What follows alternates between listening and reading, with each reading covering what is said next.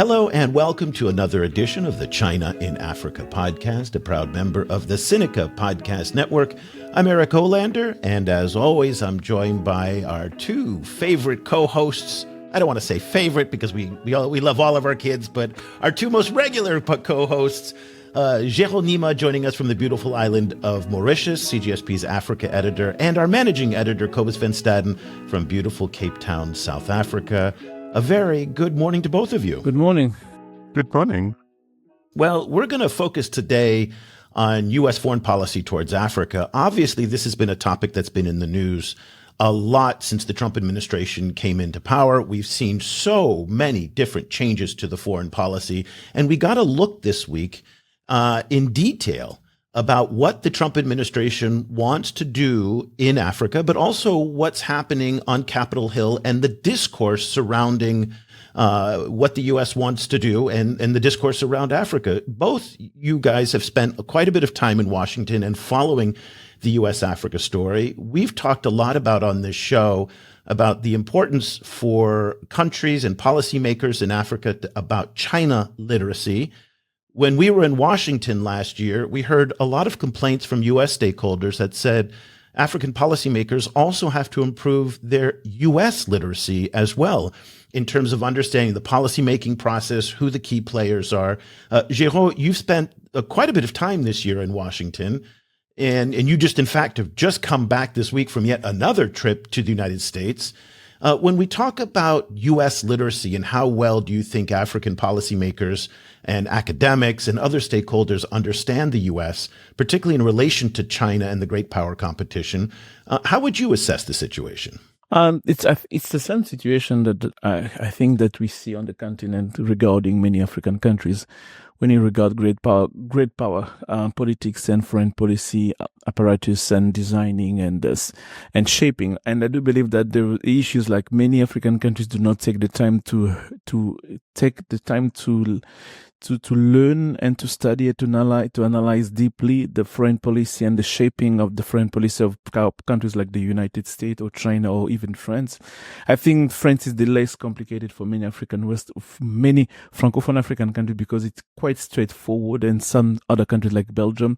And I tend to believe that it's also related to the colonial past, in a sense where not colonizing countries African countries have more difficulty to understand countries that did not colonize them, in the case of United States and China. So it's not really surprising. We have the case where as you mentioned it, as where many African countries do not just understand the process between the relationship between the White House, the State Department, the Hill, K Street in terms of lobbying. They do not understand how many the congressional committees, subcommittee, when they make a recommendation, when they make a note, what does it mean? Is it a policy? Is it a strong statement? What does it represent? And fortunately, at the end, you do find yourself in the mix with a lot of lobbies that end up shaping the perspective and the relationship that many African countries do have with Washington, D.C. So my assessment will be, it's still lagging a lot, very, very much lagging. If I have to put a note out of 10, I would say it's a 2 or 3. It's solid 2 or 3. 2 or 3 out of 10, yes. Oh, my God. Cobus, this is a little surprising to hear what Geraud is saying. And also, we've seen it. I mean, when we talk about the context of China, you could make the argument that China is a relatively new player in Africa. And so it takes time for area studies to develop and for experience. But the United States has been engaged in Africa for decades, if not more than a century. How is it possible that what Geraud is saying is true, given the deep historical ties and during the Cold War? And it's just a little bit surprising, given the prominence of the United States, that there is this knowledge gap that appears to be so prominent as what we found and also what Geraud was talking about. Yeah, it's interesting for me. I have to admit it's a little bit of a mystery for me too. I guess, kind of one thing I think there's issues of knowledge legacies in African government departments, in terms of the knowledge transfer as personnel leave. I think there's problems with that. Frequently, I think diplomats have to relearn everything from scratch. Once their counterparts leave.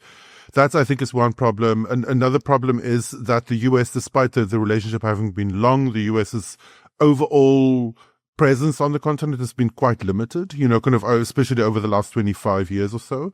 But kind of, yeah, like there seem to be kind of other issues involved there too, including the way kind of like like the way Africa deals with external actors, like there's a lot of, there's almost like all of these external actors kind of get flattened in terms of their, in terms of their kind of like access to the continent or not, and they're kind of outsiders and, African officials frequently function as kind of gatekeepers, so in a way, like there's something in there, but I'm not articulating it very well. Like, I think the other issue is that this is a very confusing moment to look at the US, simply because, like we're now seeing policy being made by tweet, for example, right? So it's just objectively harder to understand how the US is working right now under Trump, but I think it's a long-term problem. Yes. Sorry, go ahead, Geraud. I think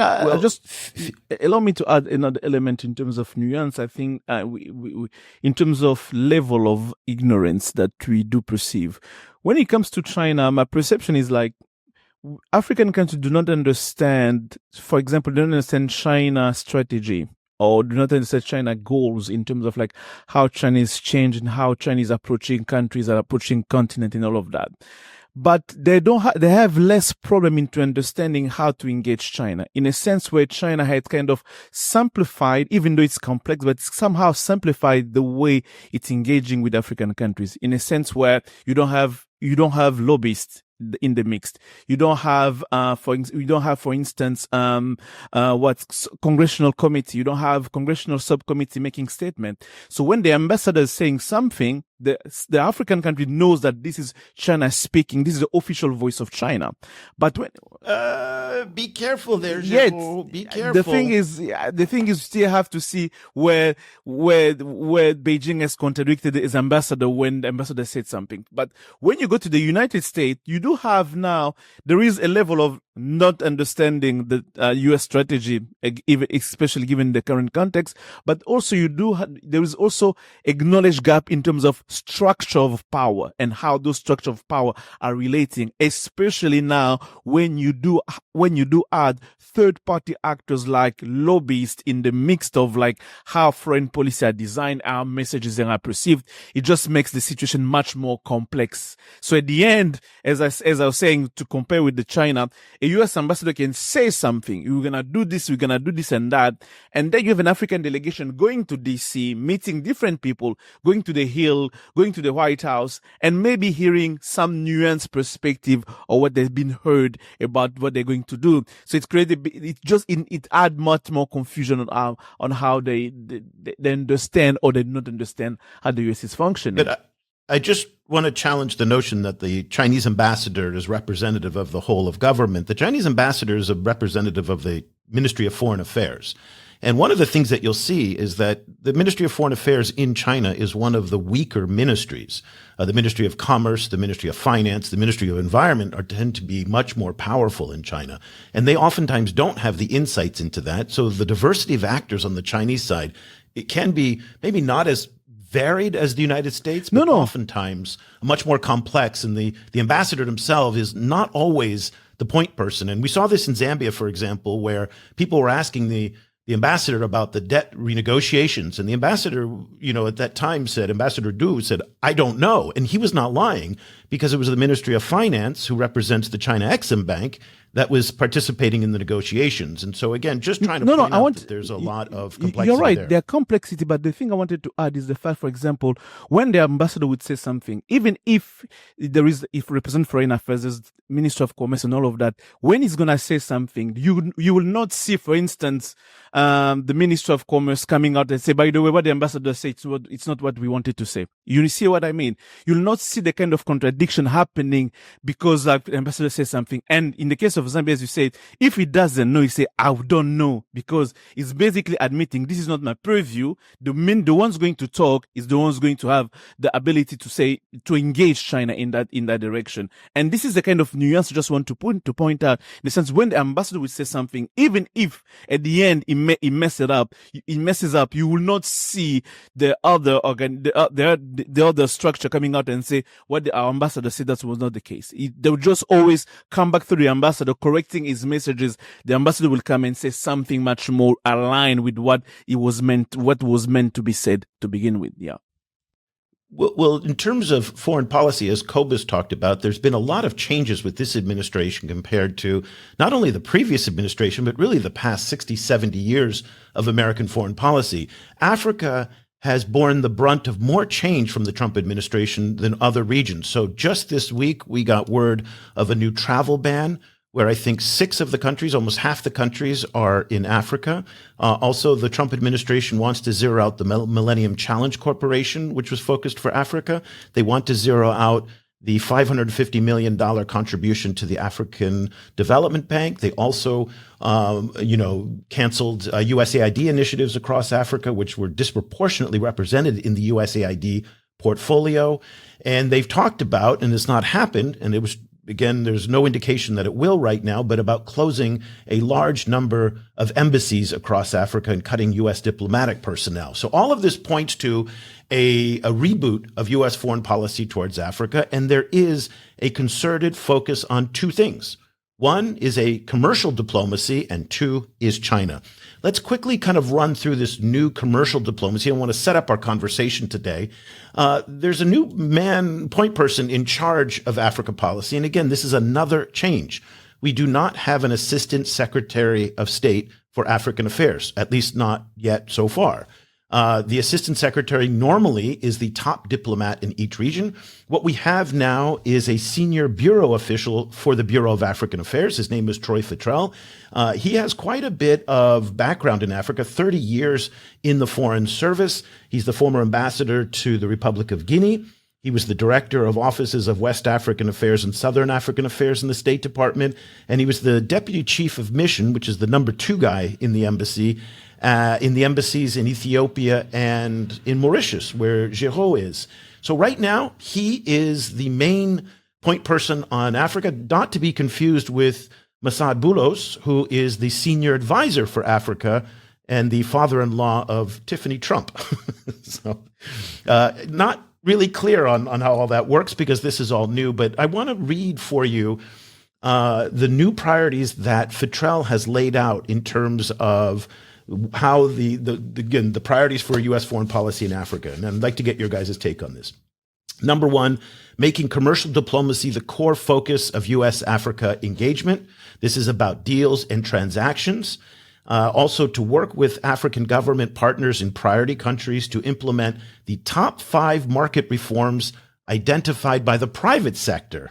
It didn't specify whose private sector, Americans or Africans, including tariff and non-tariff barriers, implementing key sustainable infrastructure projects in priority countries and unlocking private capital, having the State Department lead more commercial diplomacy trips, connecting a greater share of the 300,000 export-oriented U.S. businesses to the African continent, and reform U.S. trade promotion initiatives to take on greater risk.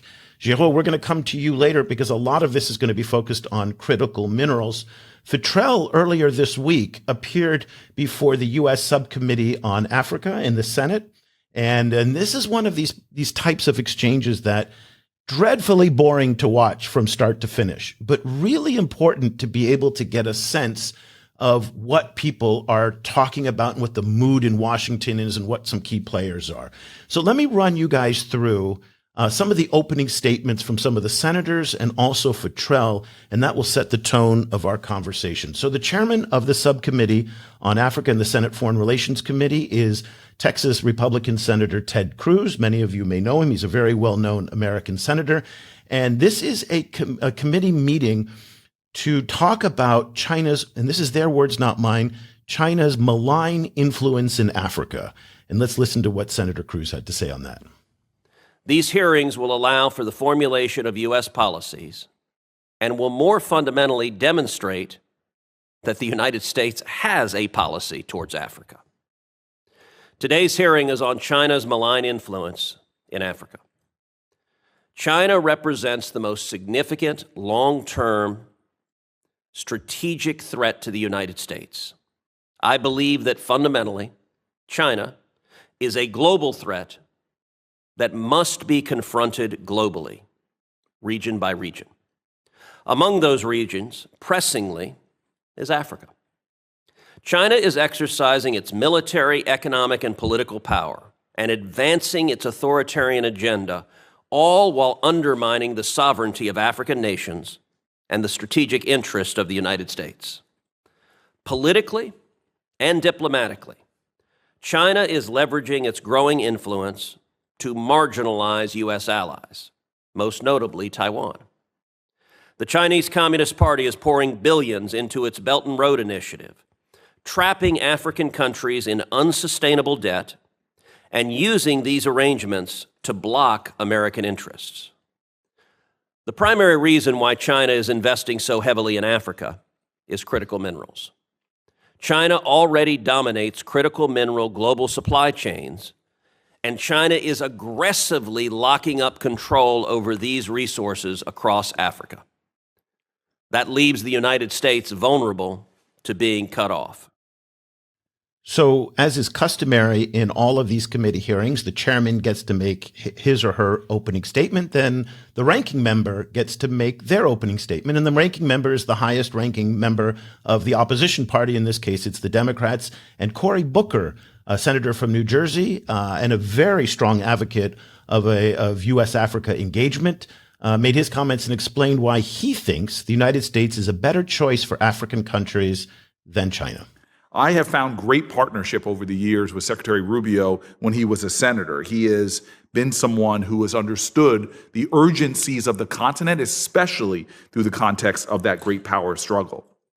He looked and has said many times that people are the continent's most important advantage. And the U.S. policy towards Africa, according to our now Secretary of State, is to double down on our investments in our partnerships with African people. Not only will this approach directly benefit the United States, but it will undercut the PRC's influence by ensuring that the United States is the trusted partner of choice. You see, our values are our advantage. I've talked to so many African leaders, as I know my more eminent colleague Chris Coons has, and many of them tell us they don't want to deal with China. They prefer us, but China is showing up in places we are not, making connections and partnerships that we are not. If we are going to compete there, let's compete with our American values. They will win every single time. Okay, so Geraud is already starting to chuckle. We're going to get to Geraud, but let me just give the final opening statement. This one came from Ambassador Fitrell himself, again, talking about China's malign influence in Africa. Again, that is the name of this committee hearing, and let's hear what he had to say. All right. Thank you, Chairman Cruz and Ranking Member Booker, and thank you, Senator Coons, for being here.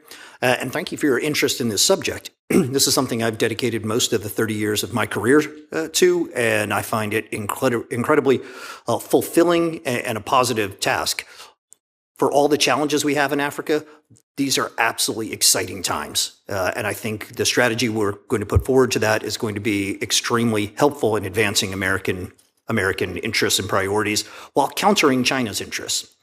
As the senior bureau official for Africa, I'm honored to discuss our strategic priorities and the measures we're taking to ensure that our engagement furthers the Trump administration's goal of making America safer, stronger, and more prosperous. Africa's growing economies and population provide extraordinary opportunities for Americans and U.S. businesses. I think Senator Booker expressed most of those statistics pretty accurately, so I'll skip those.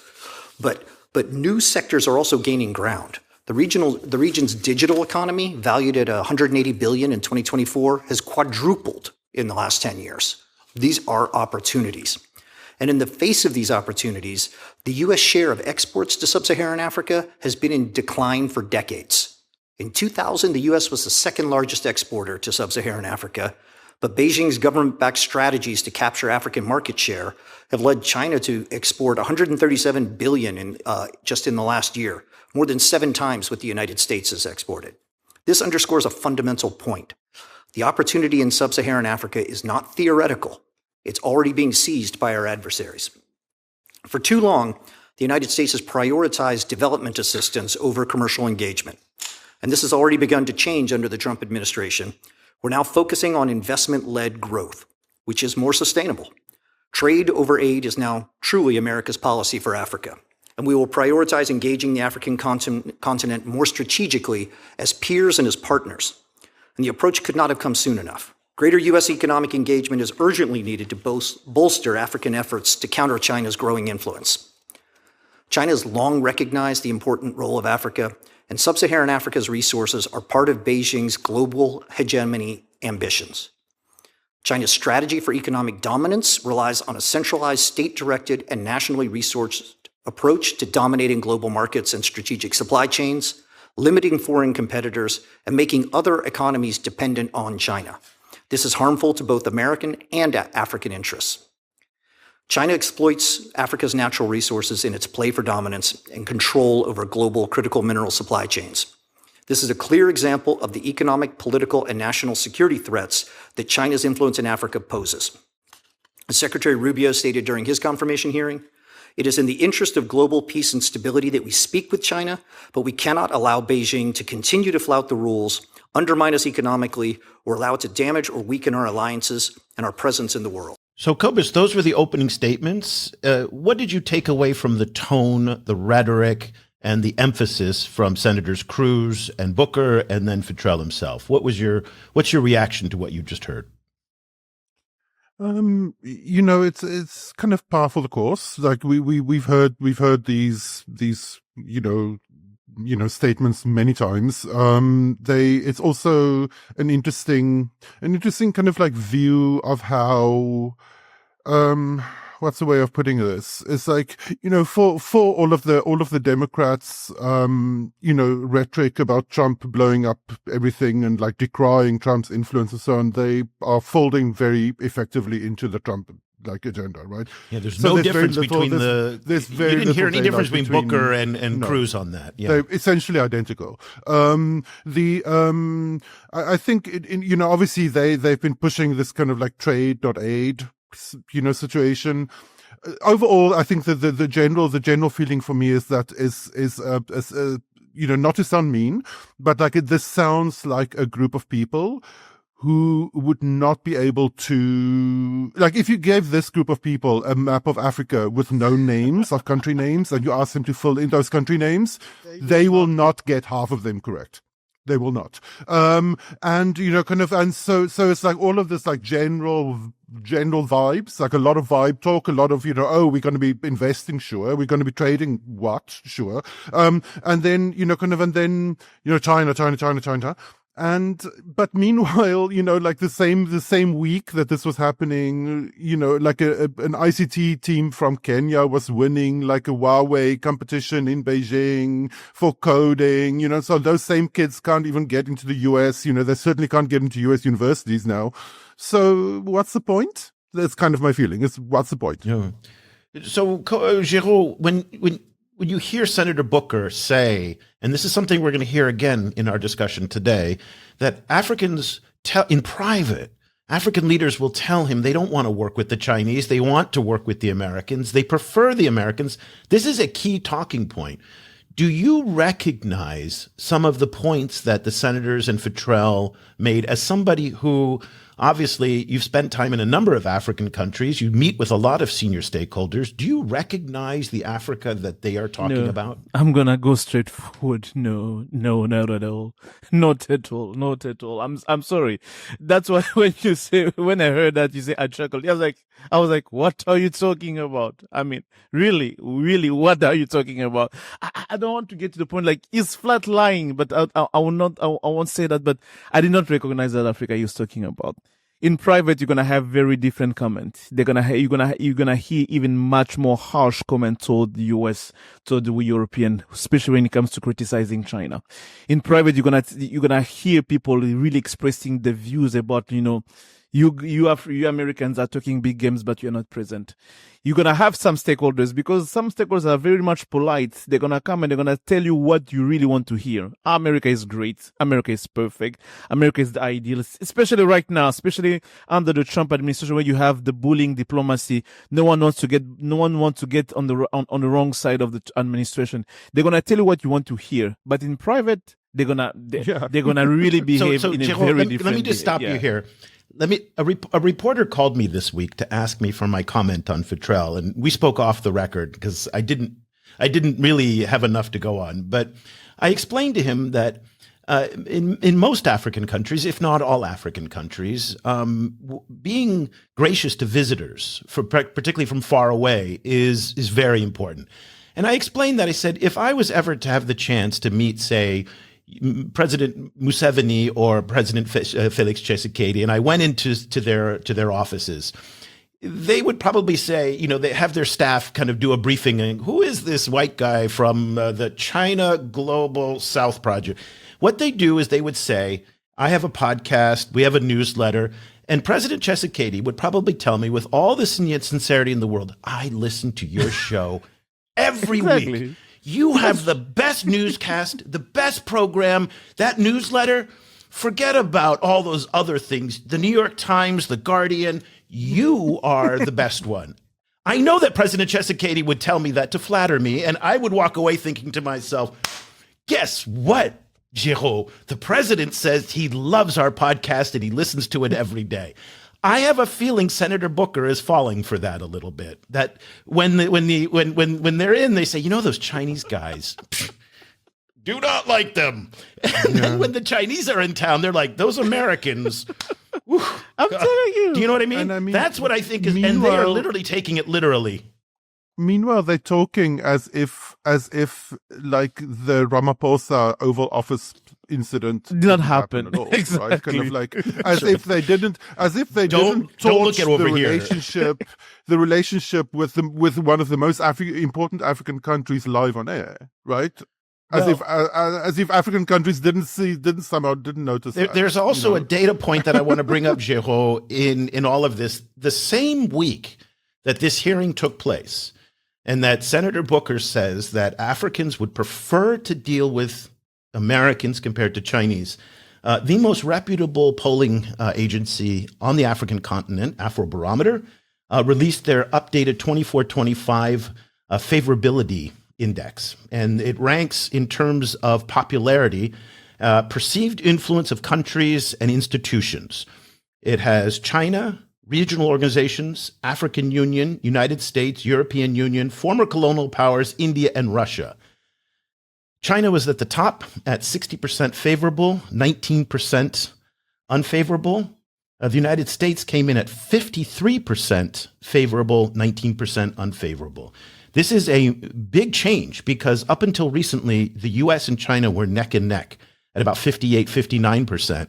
Now China is 7 points ahead and is more favorable than any other foreign entity. So this is a data point that did not come up in the hearings. Exactly. And so I think it's something to be really questioned when you hear these people talking about this, that they're being very selective. Not even what selective. They focus on. Not even selective. They're not being factual. They're not even being realistic. It was not even talking about fact. It was talking about like made up fact. And here we're talking about the kind of Africa where head of state are complaining about how difficult it is to get investment or aid coming from Europe or coming from the United States. The conditionality. We are talking about the how the US is interfering in different African foreign policy. We're talking about all those issues where African leaders have been complaining in the way that the US engage with them. And here you have someone comes and say, you know what, when they talk with us, they tell us they love us so much, they prefer us to China. And we're building to what Cobus said. We're talking as if from a post-Trump situation did not happen, where when they compare how they received when they go to Beijing, how they welcome, the pageantry, the decorum, all the honor they give them, it's as if all of those are not happening. But somehow, when it comes to say, you know what, those Africans, they prefer us than they prefer China. We're talking about Africa. It's talking about African head of state who goes to US like 3, 4, 5 times hiring lobbyists just to be able to have a 5 minutes, a 10 minutes with the State Department or even the White House. But when they go to Beijing, it's all the time. Sure, they're going to meet Xi Jinping himself. They're going to have a 15-minute head-to-head. So what African head of state is talking about, especially in private? Come on. Well, I'm like, and to all that, you have an introductory comment telling you the Belt and Road Initiative, African countries are not happy about the debt. I said, what are you talking about? I didn't even want to go into the critical minerals part. Because we'll get there. We've got more on critical minerals coming anyway. up. Okay. Well, the hearing started after the opening statements. Then Senator Cruz asked Fitrell to provide his overview of China's presence in Africa and to go region by region. And I think this is an important, part of the discussion, because it gives us a sense of how does a guy like Fitrell frame and understand China's engagement on the continent, and how sophisticated is he and nuanced about it all. Remember, he's been in Africa for 30 years. He's been a DCM. He's been an ambassador. He's been a senior official. So one would think that he would have a pretty nuanced understanding of the topic. And I'll leave it up to you guys to tell me what you think after we hear his review of all the major regions. As we run around the continent, most of the playbook that China uses occurs everywhere around the continent. But there are some regional trends. So as I roll around, everything is true everywhere in Africa, but there are some focuses that change a little bit. If I were to start in Central and Southern Africa, of course, it most heavily relies on the mineral space and the extractive space. These are the minerals that they've gone into fast and hard. And part of the playbook that I think you're asking for was first just being there first and having an incredibly high risk tolerance. And by being able to go in without having to worry about meeting the needs of their shareholders or their board of directors, and being able to focus on just capturing that market without worrying about turning a profit right away, that allowed them to keep and maintain the entire supply chain. Of course, we try and open a minerals processing plant in the U.S. There's a lot of permitting and issues in that. Same with Europe. But in China, where they don't care, they were able to toss that up right off the bat. And then once they had a sort of a dominant position there, they were able to use that to continue to maintain. One of the things we've seen recently is the global's need for lithium is almost infinite and vastly 30, 40 times more than we currently have. So there's a lot of interest in engaging in new lithium operations. So as Western companies were looking to both look at mining, at processing, and at the whole supply chain, China immediately dumped a lot of lithium on the market, crashing the price. And of course, what you see there then is as these Western companies were going to solicit financing and talking to banks and doing that kind of work, with the crashing lithium price, suddenly the projects were no longer viable. And that kind of manipulation is a big part of the threat that they have against the United States. When we look in East Africa, we see a lot in the regards of infrastructure kinds of investment, the traditional roads, rail, bridges, that kind of thing, hydroelectric facilities. But let's not forget digital infrastructure. Being in first in that matters as well. A lot of these can be found as just debt vehicles. I've on multiple occasions dealt with governments that have asked my help in finding investors to privatize some of their, because they can't maintain the debt. But then they find that the market value of this item is double or is half what they still owe on the facility. So they're just trapped into that forever. That's hugely problematic. And in the digital side, of course, if you want to be part of the modern economy, you're going to need to have trusted, safe networks. And so basically every country on the African continent has come to me to ask help in encouraging the big tech companies, Oracle, Microsoft, Google, et cetera, to come to their country. But they won't come if they can't trust the networks that are there. And so many of the countries are faced with the issue of, if we want to have a modern digital economy, if we know where we need to be in the future, we actually need to rip out those systems and replace them, because we simply can't operate in isolation with substandard technology in which all of our data is now subject to Chinese manipulation. And that's been hugely problematic across the continent. In West Africa, it's often kind of a mix of the two. But one thing I would add to that that's not frequently mentioned is, in addition to this insatiable desire for minerals, it's all sorts of extractives, including timber, the deforestation, but especially fishing. When you look at the fishing grounds especially of Western Africa, but really of all coastal Africa, that is the protein for the people. But when you see these Chinese trawlers coming in and utterly destroying the fishing grounds, and you can see them on over-the-shelf, unclassified satellite imagery, trawling back and forth, then suddenly doing a beeline 60 miles offshore, meet a buy boat, offload all the fish, come back to port and say, oh, we didn't catch anything again today.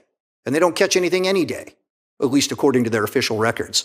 And meanwhile, the amount of food available for the Africans is much more expensive, in much less supply. And this is a direct and tremendous threat. And forgive me for going on a little bit more on that subject, but it's not one that normally gets mentioned.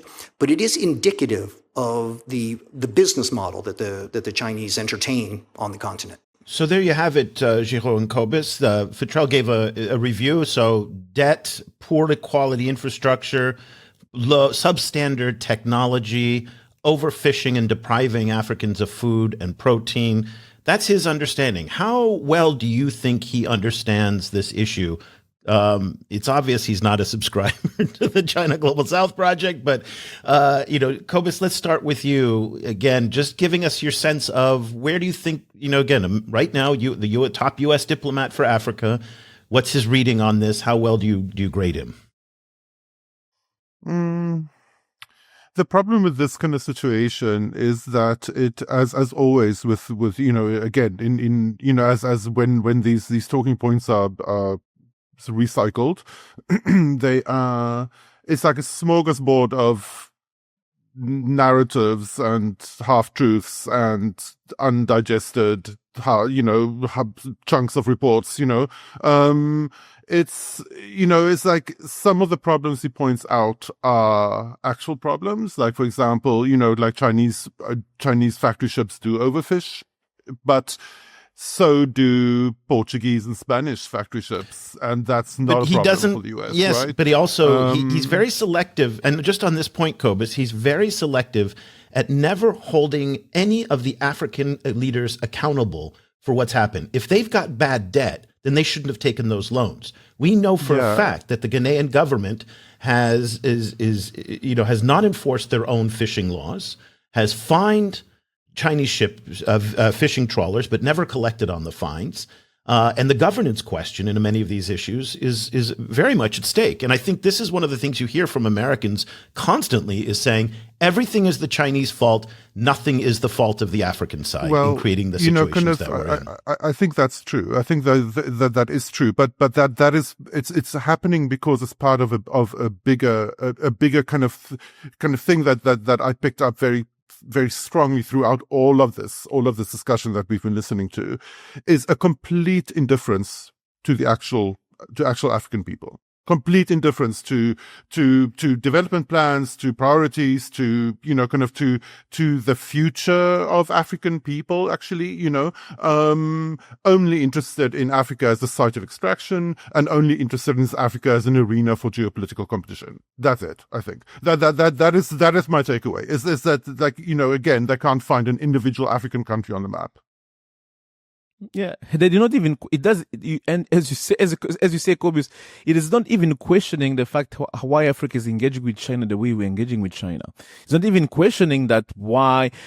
It was interesting to me when he was talking about the strategies, like as if he was blaming China to have a high tolerance to instability, to risk in Africa. Like as if he was blaming them and their nefarious risk tolerance. It's like exactly. I'm like. You guys are starting to sound a little bitter here, by the way. No, seriously. When he was talking, when he started with, I was like, Is it a bad thing? Is it a good thing? You are complaining that China is managing. You're going to hear that he says later in a soundbite that he wants the U.S. to emulate some of that on the risk tolerance side. Okay. I hope so. But he's making some good point. The Chinese fishing things is making some good point. But he's also taking some very short, very ideological, political, and shortcuts narrative into explaining how we engage with Africa. As Cobus said, you're not picking up the sense where is understanding where African priorities are and why we're engaging with China, where we're engaging with China. Talking about infrastructure. When you say bad infrastructure, quality of infrastructure, you're going to many African countries, you're going to have different kind of infrastructure. You're going to have good quality infrastructure. You're going to have the way infrastructure have changed the lives of many African countries, the way they've impacted the economic growth of many African countries cannot be denied. It cannot be denied that when the US was just not present, I wouldn't say was, where the US is just not present right now, it cannot complain that China is present. When it talks about critical minerals, the case of lithium, for instance, it talks about China oversupply. This is not the full story, because I'm going to speak about only on the lithium cases. In the case of the lithium, you have the case of oversupply. And in oversupply, you have China, Australia, and Chile leading the oversupply of lithium on the market. Chile and Australia being US ally, basically. And you also have China on that. You also have low demand of EV batteries in China, explaining why the lithium price went low. All of those factors, it just sum it up by saying China is oversupplying the market. Basically taking a very complex issue, using a very simplistic narrative through a geopolitical landscape lenses to explain why this is happening, is the way it's happening. So those are the things I believe that is making some good points, but the way is explaining them, the way he's looking at them is not really through the perspective of African countries on where our priorities are, why do we engage the way we're engaging with China, and where the US can actually understanding from an African perspective our priority and how they should be engaging the way they need to engage with us. And also this framing on the technology side that the only reason that Western and American tech companies are not coming into Africa is because of so much Huawei and ZTE in the network it's just not true. Because if you look at Vodacom and Cell, for example, in South Africa, some of the largest network operators, they have a blended stack. They've got Huawei, they've got Ericsson, they've got Samsung in the stack. Safaricom as well has a blended stack as well that also includes Huawei and Ericsson. The larger players do not want to only have from one provider. So this notion that a Western tech company cannot integrate with Chinese tech in a place like Africa just isn't supported by the facts. Now, there are some... He's also forgetting the case of quality in terms of technology. I'm going to mention two cases here. Tunisia and Morocco. In the last 3 months, Huawei won market of the 5Gs because when they look into the demand when they put the requirements on the table, they realized that Siemens was not up to par to what Huawei was offering in terms of technology, advanced technology in 5G, and in terms of prices. It was not about we like China or not. It was just like in terms of technology, they looked at Siemens, they look at Huawei, they look at it, they say, guys, Huawei offering is much better technology into that. And this is another element, for instance, it could not put forward because it's an admission that from a technological perspective, we are now starting to lag behind what China is doing right now in terms of 5G and every new technology that they're working on. And this has been an issue that we've been covering for a number of years. And Cobus, you brought this up 3 or 4 years ago on the show, where the conversation that often takes place is that the Americans won't invest in a tech stack that is dominated by Huawei. And the conversation back from the telecom operator is, well, what do you want me to do? Do you want me to rip out my Huawei and then buy yours, but who's going to pay for the debt or what I still owe on this Huawei equipment? And the Americans will come back and say, that's a you problem, not a me problem. And so what ends up happening is that we have this case where the Americans are not presenting an alternative that has the financing, that has the pricing, and has all the advantages that the Chinese do bring to the table, which is why not one African country, not one, including Eswatini, has taken the American advice to avoid using Huawei. Not one. Okay. I mean, and so I think that record speaks for itself right there. And I think so Fitrell on that point is highly misleading. Let's continue on with our journey.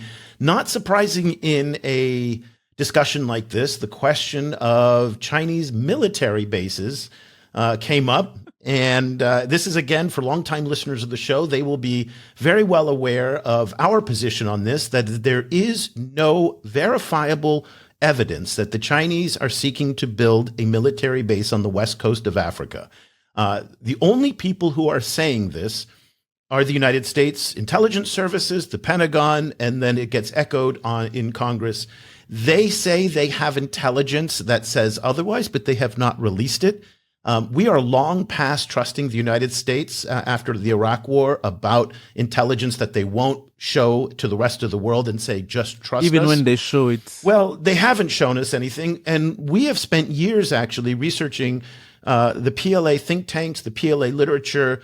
And again, we have seen no evidence of any kind that there is a plan or a thought to put a base on the west coast of Africa. There is some great research that's available from people like Paul Nantulia at the Africa Center for Strategic Studies. Also, the RAND Corporation has done a number of studies on this that debunk this narrative. But let's listen to Senator Chris Coons from Delaware. By the way, Cobus, because I have a feeling I'm going to get some pushback on this. Senator Chris Coons has been going to Africa for a long time. And Troy Fitrell has been in Africa for 30 years. So I think that if you gave them that map challenge, they would probably do quite well. Senator Cruz, I think you're absolutely 100% right. But let's listen to Senator Coons right now talking about this concern about a Chinese military base in Africa. I've been working hard with other senators on things that try and address current issues. Senator Ricketts and I recently went to the Philippines to look at the status of the Luzon corridor, also a DFC-led project. Countering Chinese efforts to secure naval bases or military bases around the world, I think, is a key part of our competition with China. Their first overseas naval base is in Djibouti.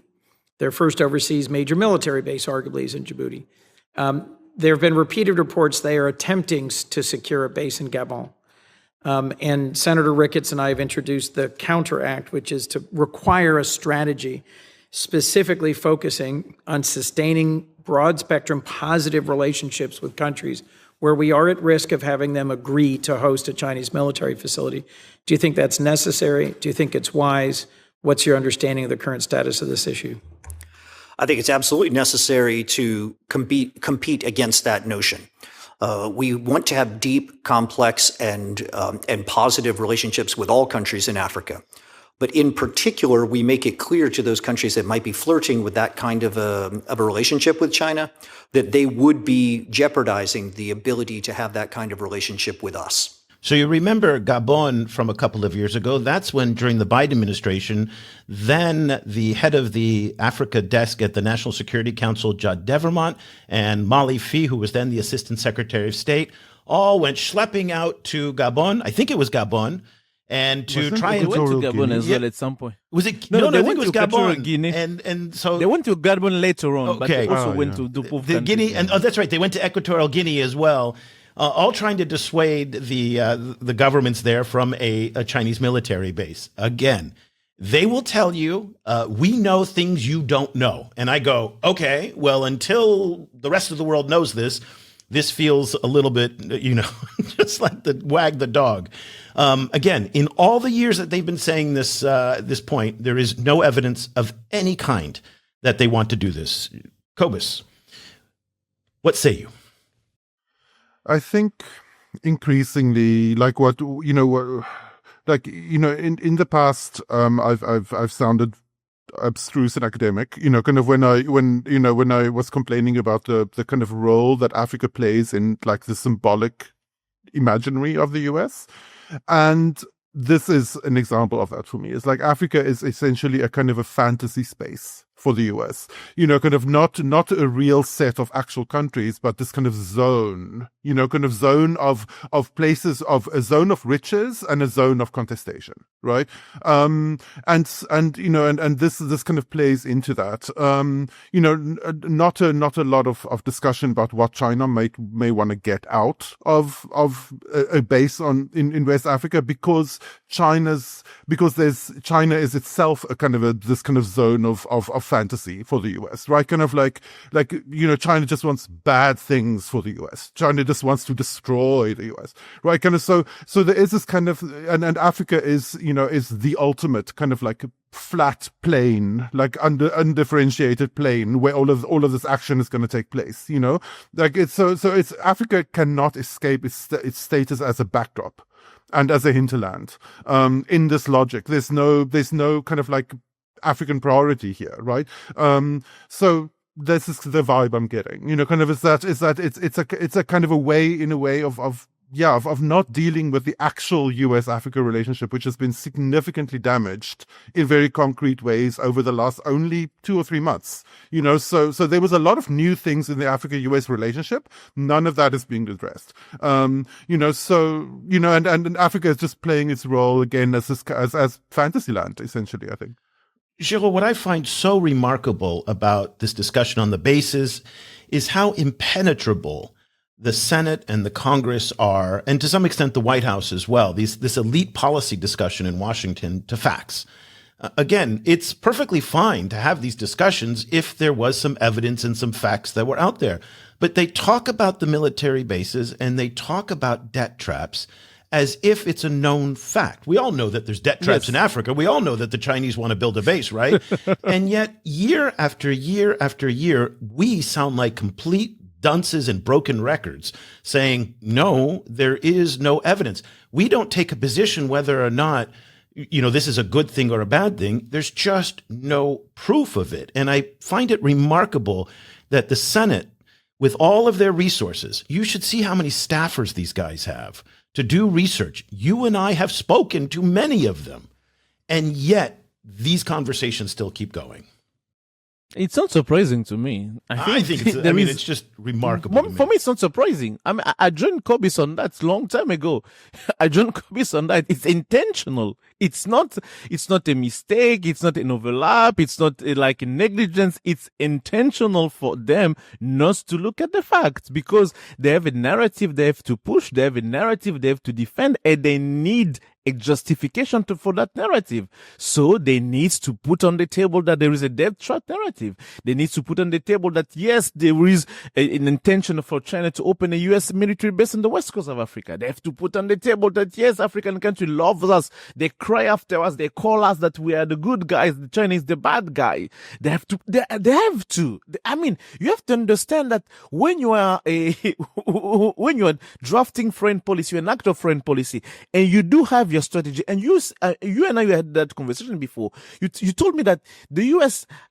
over the years they've come to the conclusion that we are the good guys.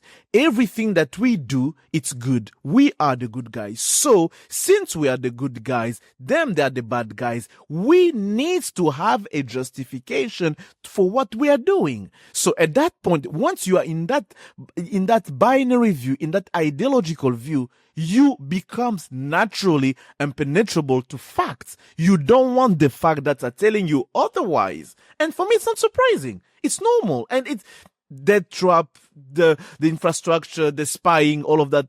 It was expected. Just the title itself, the title of the Congress, the discussion malign itself, malign influence. I mean, it tells you everything. Geraud, it just tells you everything. I do not think that you are going to get...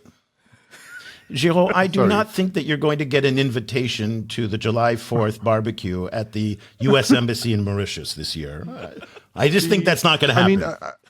I think also one has to kind of like see what the wider logic is that this discussion fits into, right? Right after Trump announced the new travel ban, which includes a lot of African countries, he was partly, he was right after that. He was in again one of these online Oval live broadcast kind of Oval Office situations. This time with the German Chancellor, and Trump was saying that, oh yeah, like you Germany have all of this problem with all of these people that you don't, coming over that you don't want, and we're avoiding that same problem, right? Like this is what Trump said, right? This was the explicit making clear that this travel ban is about not having more Africans and more Muslims in the US, right? And so within that larger context, where Africa is a whole continent of black and Muslim people, kind of just threatening to come over, in that context, you have to then to not look fully explicitly racist, or to not acknowledge the full explicit racism that underlies some of this.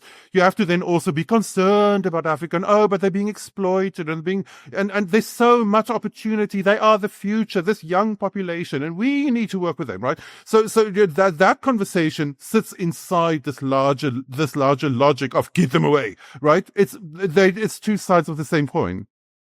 Yeah. Well, one of the other themes in the discussion, and this was about an hour and a half, this hearing, was an acknowledgement that the Chinese are able to move faster because they have a much more integrated development finance system. And one of the things, and we've heard this for a long time in the United States, that the U.S. has the tools available to compete with the Chinese. The United States has an Exim Bank. The United States has a Development Finance Corporation. The United States has it had up until recently the Millennium Challenge Corporation. It has many of the same tools. Has the money if they wanted to. And they have the money, but in different ways. And so one of the things that the senators were prodding Fitrell was to see how, if they're going to focus on this commercial diplomacy, how can the different organs of government in the United States work together? So this came up from Maryland Democrat Christopher Van Hollen, who again talked about the imperative of better coordination among the agencies. And let's listen to how Fitrell responded to that in the context, of course, of the Chinese. You pointed out in your testimony that China can act swiftly and they're risk tolerant. You also pointed out rightly that they don't have to worry about meeting their stockholders' requirements, right? I mean, these are fundamental differences between the way China approaches Africa and the United States does, right? And so it seems to me if we're going to be able to compete, we have to use these tools. Senator Coons was very involved in the DFC effort. Senator Booker just raised concerns that I share about the plans, as I understand it, to get rid of the MCC. But I guess the point is you can't beat the China offer, which often comes in as a debt trap, but it comes in appearing to be less costly without something better, right? I mean, you can't beat nothing. You can't beat something with nothing. And that is why these tools are so important. So maybe you could lay out a little bit exactly in your 6 points how you envision beefing up those tools. And I do want to close by saying this is not an either-or proposition in my view, like the development assistance. We can pursue active private commercial engagements, which we should. And frankly, every administration, Republican or Democrat, for the last 15 years have said that that's their goal, and to do it on an equal basis. But you don't have to cut, humanitarian assistance to Sudan in order to, at the same time, pursue commercial interests. And I think that that's been devastating, frankly, to our own interests, as well as the interests of people in Africa. But maybe you could just take up this issue about how we can deal with a competitor that doesn't have to demonstrate an immediate return to their shareholders, because that's the fundamental question here. You talk about getting more, commercial attachés and others, and I'm all for that. But at the end of the day, an American company is not going to go in there unless they think they're going to be able to deliver for their shareholders. And it's hard to see how they can without some support with using these other tools. So could you elaborate on that? Thank you very much, Senator. The reason why we've been making such a big deal about the commercial diplomacy is because that's the thing we're doing that's dramatically different from before. That's the thing that's being promoted and advanced in our strategy that is different, and that's why we're doing that. I'm a huge fan of DFC, but even DFC understands that the way it was built, the way it was designed, and the way it needs to go forward may be different. Being faster, more nimble, instead of just being the only investor, about being the leader of a blended finance. These types of reforms will make it a better entity, but it's an entity on which, frankly, our entire strategy relies. We need that kind of finance, that kind of aggression, and that kind of optimism. Some of it is also, if you look at the Exim Bank, I believe they have a 2% failure cap, and they don't reach it. I think they're at about 1.2%. Personally, I would like to double that cap to 4 and ensure that they reach it. I want them being aggressive. I want them, frankly, having some loans that don't work. It's not just a matter of the number of successful projects that you have, because if that's all you're focused on, then you're behaving just like a normal bank. And we have plenty of normal banks. We need these investment arms to do the things, to lead, so that the private sector can then engage afterwards, to attract. So this notion that the Chinese are not accountable to investors or shareholders, again, is very reductive. They look at everything as if it's the Chinese state. But Geraud, as you know very well, these Chinese mining companies, for example, are extraordinarily profit-driven and very sensitive to price fluctuations. We just saw, for example... Exactly, they're public listed, yeah. Well, that's exactly it. And they're oftentimes listed on the Hong Kong Stock Exchange, where they are accountable to shareholders. And we just saw, for example, Tsingshan, one of the biggest mining companies, bail out of Chile, a project there because it wasn't profitable.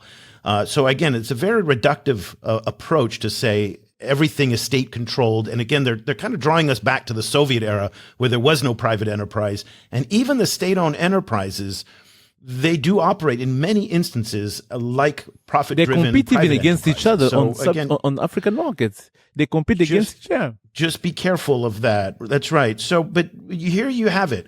He wants American, development finance agencies, the DFC and the Exim Bank, to be more aggressive. Let's just put the scale of the Exim Bank again into context here. This was budgeted by Congress with $60 billion, half of which was dedicated to Africa. So we're looking at a fund of about $30 billion, but we don't know when the expiration date is on that. That could be for the next 20 years. It could be for the next 50 years. It could be for the next 2 years. And so when we look at the scale of what Chinese money in Africa for development finance and what DFC is bringing to the table, radically different. I mean, we had $52 or $51 billion in the last FOCAC.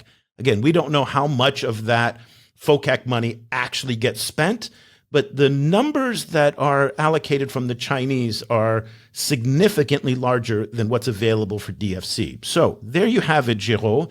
This is into your space because a lot of what DFC is going to finance is going to be in the critical minerals and going to be in mining and extractives. What did you think of what Fitrell had to say?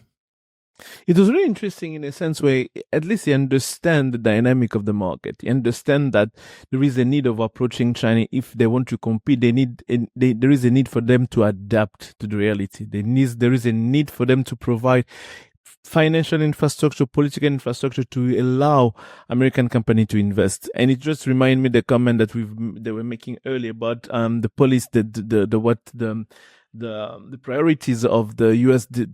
trade diplomacy, commercial diplomacy now, where priorities are set by private sectors, in a sense where they need now to consider private sector to talk with them and say, what the strategy here?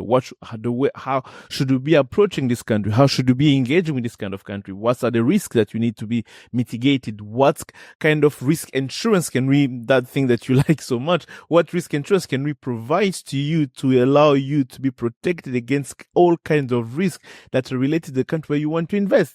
And at least that you understand that. But now, how do you go from there to really making it happen? How do you now have a coordination element? Because at the end, that's the thing. It's a coordination problem. And the way the US political system is set, the way the economic system is set, does not allow that kind of level of coordination to be able to compete with China. And this is, I think, no matter how hard they will try, unless they deny themselves, they deny the way they run policy, they run economics, they won't be able to complete, they won't be able to create that level of coordination that China has with its public and private sector alike when it comes to investing in strategic projects around the world. Cobus, the way that it was being framed by the senators and by Fitrell is that it's a one-for-one. And what Geraud was telling us is there are structural differences between the U.S. system and the Chinese system. The secret weapon of the Chinese in Africa and other parts of the world, which was not mentioned in this discussion by Fitrell, is not the development financing from things like DFC or Exim Bank. It's by a company called Sinosure. And Geraud brought up this issue of risk insurance. This is the thing that corporations in Europe and the United States are telling governments that they want. They say, you need to provide us a backstop in order for us to go and invest in these higher risk markets, or perceived to be higher risk markets. The United States does not have a risk insurance agency that will give GE a guarantee to go into, country X to be able to do some, Nigeria or do something like that. Sinosure does this. So this perception that they are one for one, like for like, is actually quite flawed, Cobus, and I'd be interested to get your take on that. Yeah, it's they're not the same. They don't kind of function in the same way.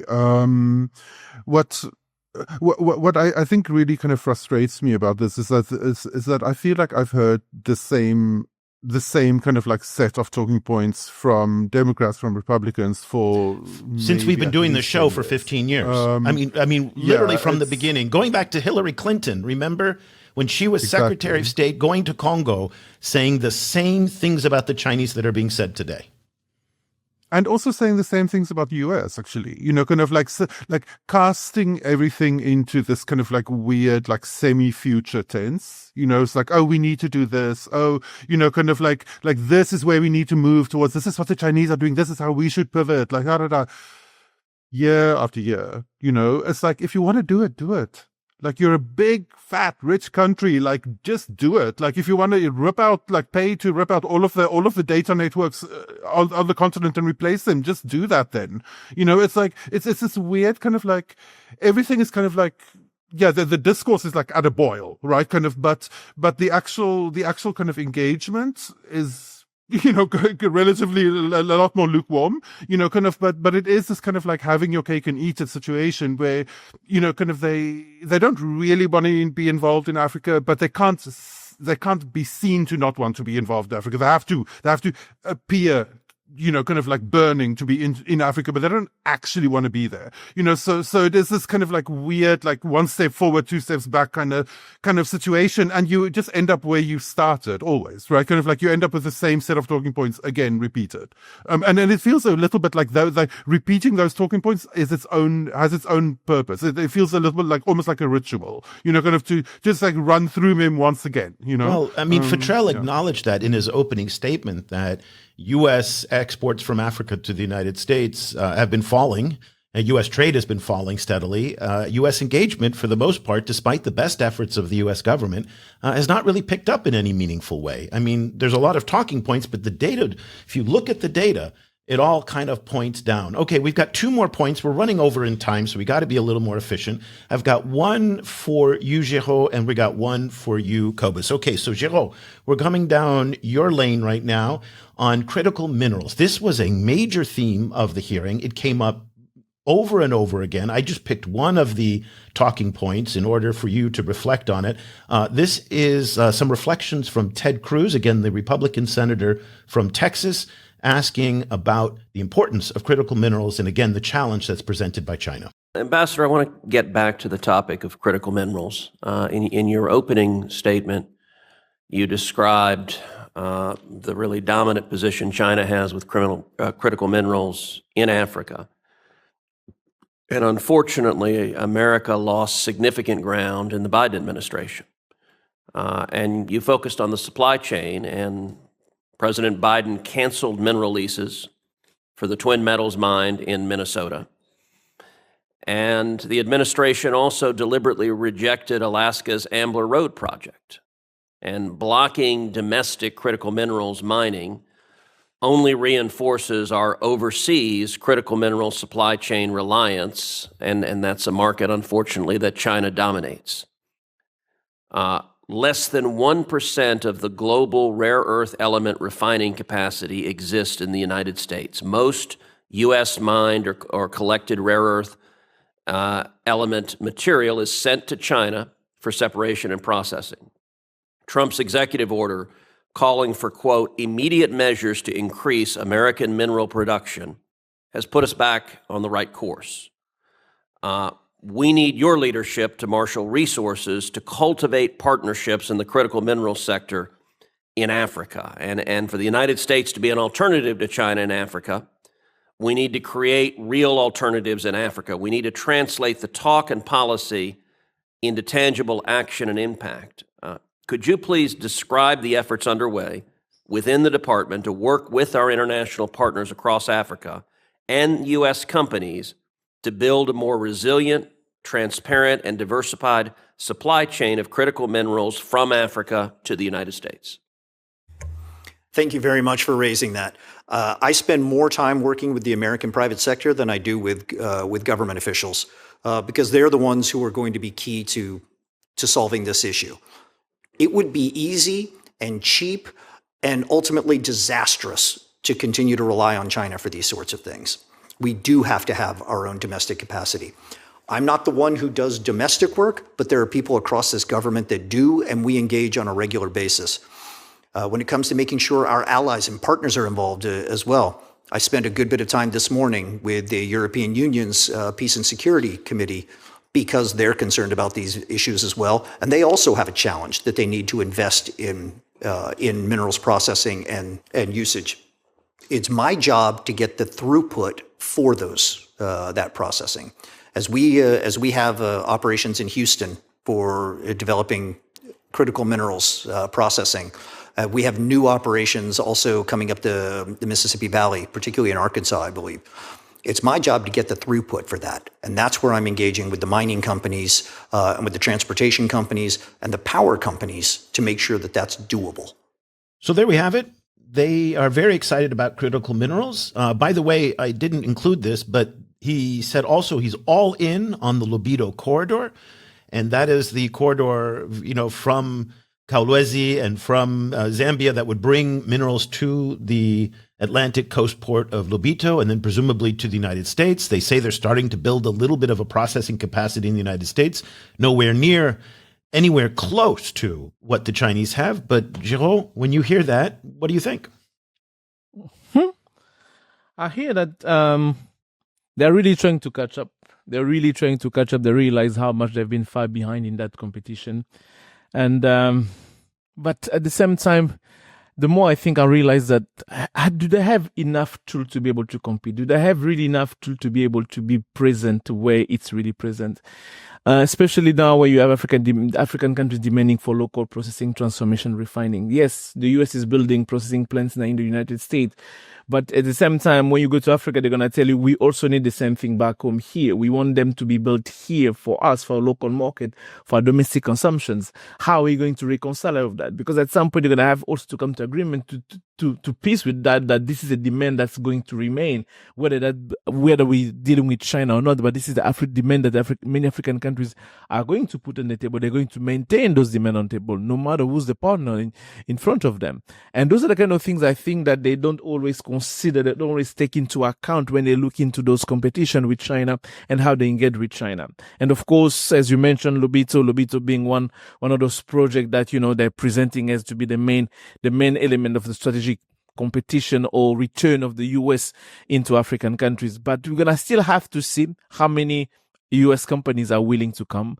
We have in certain companies like companies like Cobus coming into the DRC now, except and also in Zambia. But elsewhere, we're gonna have to really look closely how that deployment, how that engagement is now taking place in critical minerals, and how really they're working hard or not to be able to have competition. But so far, there's no really competition happening because they're still way far behind. I think the important thing also here is to recognize scale. He's talking about 1 or 2 new processing centers in Arkansas and in Houston. You're talking about Cobalt, which is a private company going into the DRC. You can go to Zhejiang province and you'll find dozens of processing facilities. You talk about, the Tenkefungurume mine run by CMOC Group, which is the largest copper cobalt producer in the world. I mean, the scale is enormous. And so I think we're not even in the same ballpark when we're talking about what the U.S. And for the U.S. to compete with the Chinese, it's going to take at least 10 to 20 years to build the technology to do it. And then what we've known about the U.S. and what Senator Cruz brought up is the permitting issues. Again, it's not just the Biden administration. This is something that has transcended Republican and Democrat administrations. It's the structure of the power in the country. That's right. There are a lot of special interests in the United States, and many of them are conservatives, by the way. Western ranchers who typically support Trump do not want that land turned over to big mining and processing. So we have a much more complex situation. Cobus, we're going to close with you. I'm doing this as a gift to you. Because you are a South African, and Cory. It sound like a trap coming. No. This is legit.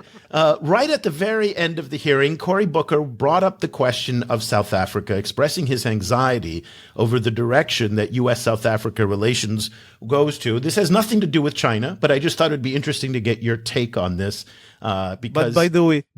What? By the way, there's no white genocide in South Africa anymore. So now that we know that. Well, I saw the funniest political cartoon that said there's a genocide and only 59 people decided to leave, which I thought that was a very kind of funny take on it. Yeah. But let's dive into, again, Cory Booker asking Fitrell about U.S. South Africa. So South Africa produces 75% of the world's platinum. So many critical minerals flow through it. I'm worried about our policy towards South Africa, limiting our critical mineral acquisition. They've been left out of some now key consortium. Could you just comment on that really quickly and cogently? Actually, the South Africans' main points when they came to visit just a few weeks ago were that this is the area in which we can find great opportunities for cooperation. Again, we have something like 600 American companies active in South Africa. That kind of engagement is possible, so I would be hugely supportive of that. There you go, Cobus. Points of agreement. So, Yeah, well, the South Africans would be into that too. They're trying to make it happen, but it's not looking great at the moment. But now, it's. I mean, they're worried about the critical minerals. That's the funny thing, because remember, Naledi Pandor threatened in a Washington Post editorial. She was the former foreign minister that said, if you push us too far, we could cut off the supply to the United States of these critical minerals. And already the United States is suffering. It's not only platinum. It's manganese. I think it's a bunch of other ones. Chromium, that's one. Manganese, but it's also it's not only platinum itself. It's platinum family minerals, members, which means that vanadium, all of exactly, that. Kind of the rare earth versions of the rarer versions of platinum. Kind of South Africa also has a lot of. Kind of in that larger family. I think one of the lessons that African countries may want to take from how China's negotiating with the United States. China cut off the rare earths, and that brought Trump to the table. It really did. And I know that it's not it just doesn't seem to be in the dynamic of Cyril Ramaphosa's political strategy to play that hardball and say, you know what?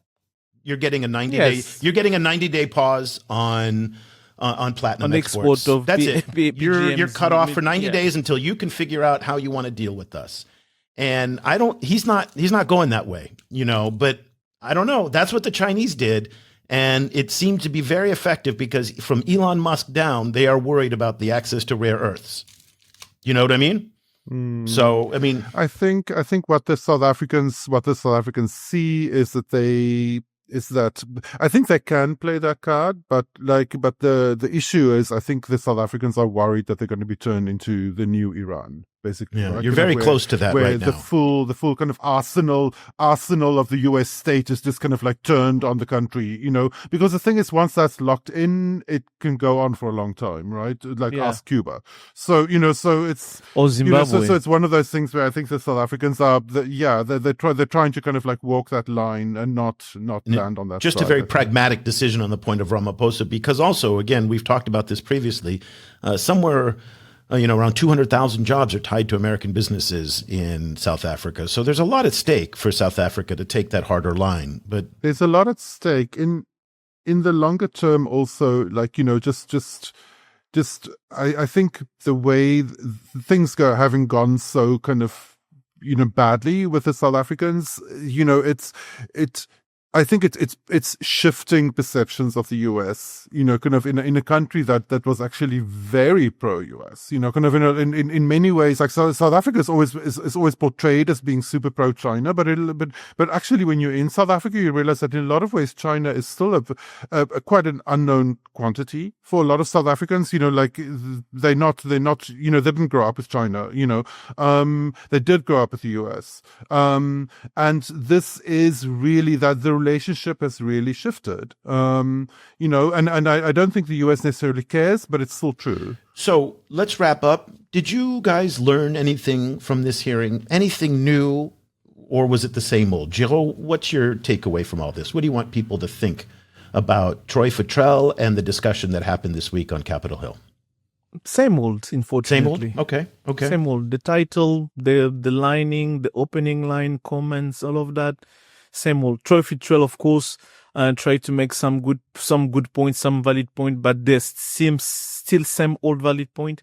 I didn't hear something new. I didn't hear something. Oh, we haven't heard that since. We haven't heard that from Michael Langley. We haven't heard that from, people before. It's exactly the same wording. It's basically almost a copy paste of different testimony. Just change the wording here, change the order of the languages here, but it's the same old. And that's quite unfortunate for me. And I think that it's not really beneficial for African countries. It's not really beneficial to the US-Africa relationship. I mean, conditional that they really want to have a serious US-Africa relation for Africa itself, and not because of geopolitical tension, not because of geopolitical agenda.